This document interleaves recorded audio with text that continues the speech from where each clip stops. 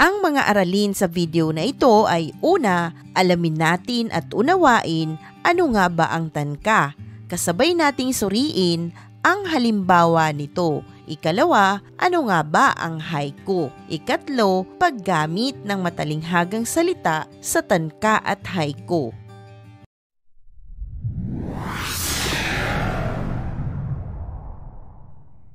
Magpatuloy na tayo sa unang bahagi. Alamin natin ano nga ba ang tanka. Naunang nalikha ng bansang Hapon ang tanka. Ito ay sumibol noong ika-8 siglo. Ito ay binubuo ng 31 pantig na may 5 linya o taludtod.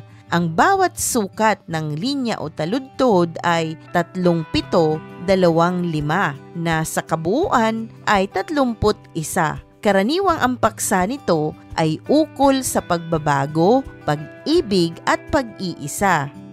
Narito ang halimbawa ng tanka na isinalin sa wikang Filipino ni M.O. Hocson. Unang halimbawa, hindi ko masabi, iniisip mo, o aking kaibigan, sa dating lugar, bakas pa ang ligaya. Ikalawang halimbawa, napakalayo pa nga, wakas ng paglalakbay, sa lilim ng puno, tag-init noon, gulo ang isip. Dumako naman tayo sa pagkilala ng haiku. Ano nga ba ang haiku? Ang tulang haiku ng mga Hapon ay sumibol noong ika-15 siglo. Mas maikli ang haiku kaysa sa tanka dahil ito ay binubuo lamang ng 17 bilang ng pantig. Mayroong 3 linya na ang bilang ay maaaring 575, 557 o 755. Ang paksa nito ay ukol sa kalikasan at pag-ibig. Narito ang halimbawa ng haiku. Tingnan at suriin ang nasa iyong screen. Ito ay isinulat ni Dutay. Bayan kong sinta, buhay ay iaalay, iyan ay tunay. Ang bilang niya ay 575 at ito ay binubuo ng 17 pantig. Sa paglikha ng tula, hindi na nawawala ng mga matatalinghagang salita. Ano nga ba ang gamit nito? Ano nga ba ang matalinghagang salita? Basahin natin at unawain ang kahulugan at halimbawa ng paggamit ng matalinghagang salita sa isang tula.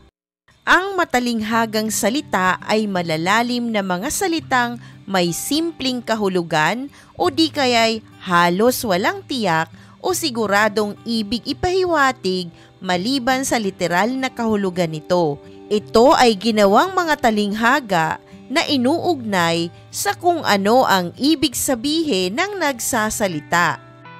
Ginagamitan ng mga kasabihan, idioma at tayutay. May 3 gamit ang mga salitang ito sa panitikan, gaya ng tula, nobela at sanaysay. Suriin natin ang kasunod na slide ng tanka at haiku. Narito ang halimbawa ng tanka na may ginamit na matalinghagang salita. Ito ay isinulat ni Lea L. Lidon. Gabing naging tahimik, bituin ang sumilip. Bulaklak na sumagi, mamasdan saglit, puso'y ngumiti. Ang matalinghagang salita sa binigkas kong tanka, ang mga matalinghagang salita na nakapaloob sa tula na ating binasa ay bituin ang sumilip, na ang kahulugan ay nagbibigay liwanag o pag-asa. Ikalawang matalinghagang salita, puso'y ngumiti, na ang kahulugan ay masaya o maligaya ang kanyang damdamin. Sa ikalawang halimbawa naman, ang halimbawa ng haiku na isinulat ni Lea L. Lidon. Dahong sumayaw, hangin ang nagpagalaw, araw dumungaw. Ang matalinghagang salita na nakapaloob sa tula ay araw dumungaw, na ang kahulugan sumikat ang araw o di kaya maganda ang panahon.